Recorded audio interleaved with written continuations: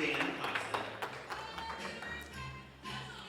Hi, everyone. Thanks so much for being here and for the opportunity to speak on this important topic. My name is Marta. I'm the Silicon Valley lead for the Campaign to Stop Killer Robots. The campaign is a coalition of 130 organizations across 60 countries working to preserve meaningful human control over the use of force. What does that mean in practice? The question I have for you today is, what does it mean for a machine algorithm to take a human life or to harm a human life? That's what I'm going to be discussing today, but to kick it off, quick video to explain my work a little bit further.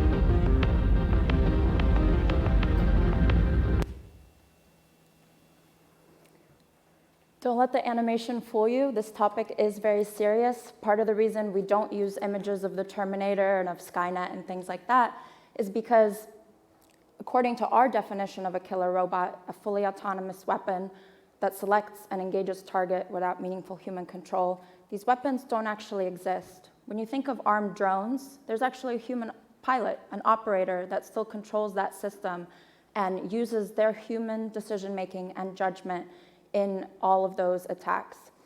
So it's also not a factory robot that malfunctions by accident and kills a human being. These are systems that are designed intentionally to be lethal and to operate with ever-increasing levels of autonomy. You might be wondering, why are we talking about warfare? Why is that relevant to me? I'm in the tech sector, I'm a business owner. Well, actually, a lot of tech companies are entering the defense sector. They're becoming defense contractors. And as they take on those roles, they're facing tough ethical decisions about dual-use technology, whether it's computer vision or computing power or sensor processing. All of these technologies could be components of a fully autonomous weapon system. So there's a lot of risks associated with these systems, but I know no one likes bullet slides, so the main risk here is, again, ceding that decision to take a human life to a machine. Are we willing to cross this moral and ethical threshold? And legally, what does that mean? Because out of all of these potential risks, that I think the risks outweigh the benefits here in this situation, one of the most important ones is accountability. We talk a lot about who would be held responsible when systems malfunction, when algorithms interact in ways that we couldn't predict, unintended consequences. In this case, you can't hold the robot responsible for a war crime it might commit. The robot's not a legal entity. You can't hold the programmer responsible. They actually have special protections for defense contractors that protect them from legal liabilities. You can't hold the soldier responsible. They can say they were just following orders. And the one last one we have is the commander. And they can say they have plausible deniability that this AI is not explainable. I don't know how it reached its decision. I just did what the machine told me to do. So in a legal court of law, the laws we have, the laws of war, international humanitarian law, human rights law, it doesn't account for systems that are taking human lives without human intervention. So again, the current systems we have, whether they're ground-based, air-launched, are still under the control of a human operator. But there's huge human rights implications with this accountability gap I mentioned. But enough doom and gloom. What do we actually do about it? So the Campaign to Stop Killer Robots, our whole goal is to create an international treaty that would ban these weapons, ban fully autonomous weapons, and also have a positive obligation to ensure that all weapons created in the future would have meaningful human control over the use of force. So right now we have 30 countries at the United Nations calling for a ban on these weapons. We've got 130 NGOs that are part of our coalition and growing. That number has doubled since just last year. We've been around since 2013. One of the most important parts is our tech experts who have actually stepped up, and whether they're CEOs, they're engineers, they're roboticists, they're AI experts, they are stepping up and saying, I don't want my work to be used for lethal purposes. I worked on this system for medical purposes, for humanitarian aid, for logistics. Why is it now being incorporated into a lethal system and being used many miles away against people I haven't met but still care about? I like to put this slide up there because we do some polling, and we found that 61% of the public generally supports a ban on fully autonomous weapons. But we also hear that countries like the US, Russia, and China are racing ahead in an AI arms race to actually produce these weapons, when in fact, their public, you can see there, China, 60% of people oppose the development and use of these systems. And what that doesn't show is a lot of people are undecided. They're not sure what this means. And very few people are actually in favor. One example of success for our campaign is back in 2018, Google was working on something called Project Maven, which you may have heard of. It made national, international headlines. And this was the result. I should explain, Project Maven was essentially an object recognition system that was enabling the US military to analyze drone imagery more effectively, quicker, using less people, that sort of thing. And Google employees saw it for what it was. This was going to be used to actually target drones, to identify people and objects, potentially civilian objects, that could be harmed by algorithmic warfare. And so over 4,000 Google employees signed a letter to the CEO, and they said, this is not what we want our technology to be used for. And they had huge international support from academia, support from businesses that actually made them successful. And I want to put these voices on the stage because right now we have tech workers who are stepping up and being very brave. They're putting their jobs on the line and saying, this is not what we intended tech for good to mean. Tech for the good of who? What is ethical AI? Whose ethics? We should be basing this conversation in the human rights framework, in the legal framework that exists cross-culturally. And when we talk about human-centered design in this case, who's the human? Is it the soldier? Is it the civilian? These terms are empty promises unless we take action. And part of the reason why Google was a success is they developed, as a first small step, their ethical AI principles, which said they will not work on warfare technology. Still very broad, still determines to be seen how those will be implemented, and that's where you all come into play to actually implement the ethics and the tech for good that we're talking about.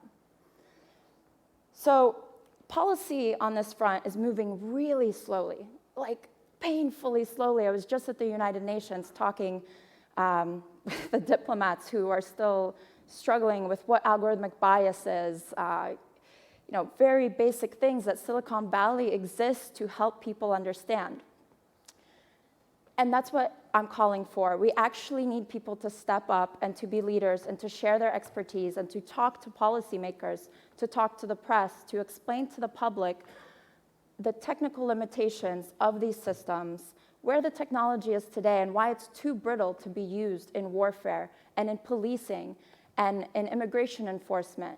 Because if this technology is developed and fielded by militaries, by governments, it will be used to control protesters and riots. It will be used at the borders. And when we don't have a human controlling that decision, what does that mean? And so, as CEOs, we need you to show leadership. We need to show the same bravery that the employees show and to listen to what they're saying as well.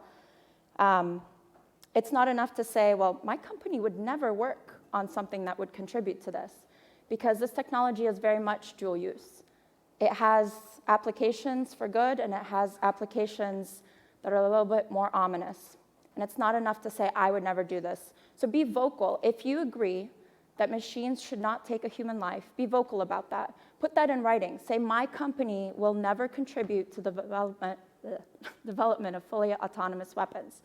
It seems crazy, but you saw Google, Microsoft, Oracle, Amazon, all of these large tech companies, as well as small tech startups I talked to, investors that I talked to that work in robotics and AI, they're now having to deal with these tricky ethical dilemmas about, okay, but how do we actually limit the proliferation of this technology to actors who may not be so ethical?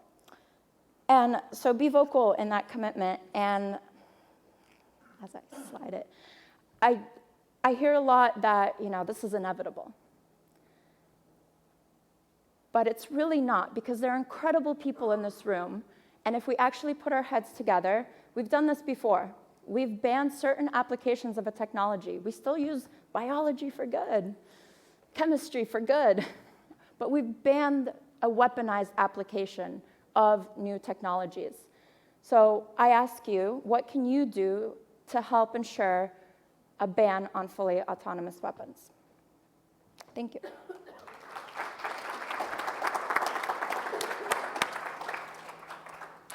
Great presentation. So I'm going to ask you a couple of questions, and then I'm going to open it up to the crowd because I'm sure there are more questions out there. I'm going to try and take some of the easy ones off the table. I planted questions at the geek dinner last night. Just kidding. Friendly questions. So, what are some of the dual-use technologies that you are most concerned about? Because you take something like computer vision. Yeah. It seems like it's got a lot of positive applications. Are there dual-use applications that you think people just aren't aware of what the negative consequences could be? Yeah, I think, and partly very grateful to the work of journalists like you who kind of expose the limitations of this technology, because too often the move fast, break things, fix it later argument doesn't work in warfare. People's lives will be lost. So as the Defense Department courts startups in Silicon Valley and across the United States, and other governments court their own tech sectors, we're seeing kind of, they're not mentioning the other applications of the technology. So workers are thinking that they're working on logistics or medical purposes, but really all of that technology can be used in lethal operations. And my ask is that they be clear about that, and that when you work with organizations like that, that you be clear in your contracts whether you want that technology to be used in that way. So I think lately, we've seen a lot of the limitations of computer vision. And when I think about where the United States conducts wars and what the civilians look like that have been targeted and that have been killed already in the thousands, that's what I think about. How are those limitations going to be expounded and become even greater just because those people don't look like us, don't act like us? Their celebration might be perceived as our anger. How does our fear play into how we perceive people who are very far from us? We've got just a couple of minutes. I want to get a couple of questions from the audience. Any hands? Up here in the front. Yeah, thank you. Great presentation. I was curious about this situation in China. How much development is there of autonomous weapons that are really focused on AI? What do we know about that, and do you think they might play along with this plan? Yeah, the concern there is obviously that the tech sector has much closer ties to the government, right? Despite that, there are still pushbacks from the tech sector in China on how their technology is being used, whether that's for privacy purposes or whether that's how much information they're willing to share. They still have the same business concerns, especially if they want to work internationally as well. I showed you the statistics on the public polling, which was really important for us to show and counter this arms race narrative. I think recently we actually saw an article that said, China is selling AI killer drones. We didn't write that. Abroad. And my concern with those kinds of articles that come from outlets that are funded by defense contractors is that they're actually a call to arms. They want to profit off of greater autonomy and warfare, and they're going to fearmonger. And so when I see headlines like that, and I know the limitations of these systems, I wonder, are we releasing these sorts of headlines just as an excuse ourselves to actually say, well, this country's developing killer robots. Actually, we're going to go develop killer robots, but look at this headline. So that's my concern about kind of incendiary actions, because really, as someone who works internationally and has traveled a lot, you sit in rooms. If you sit in a room in Russia, they're asking, okay, what are we going to do about the US and China leading in AI?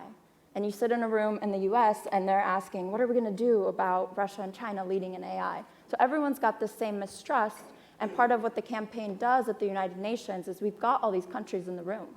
We're giving them a venue to actually talk and set out definitions and limitations, but now we just need leadership. We don't need stalling. The UN's been talking about this for 6 years. 6 years.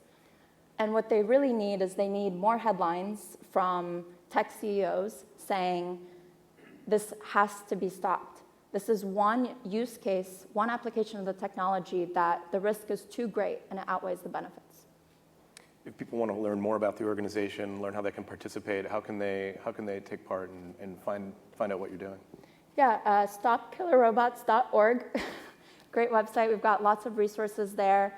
Most of my work is helping people talk to policymakers, helping put people on stages, helping people write op-eds, giving them the resources that they need to take a more active role on this issue. So I'll be around. Come find me. Come talk to me. Check out our website. Yeah, join the movement.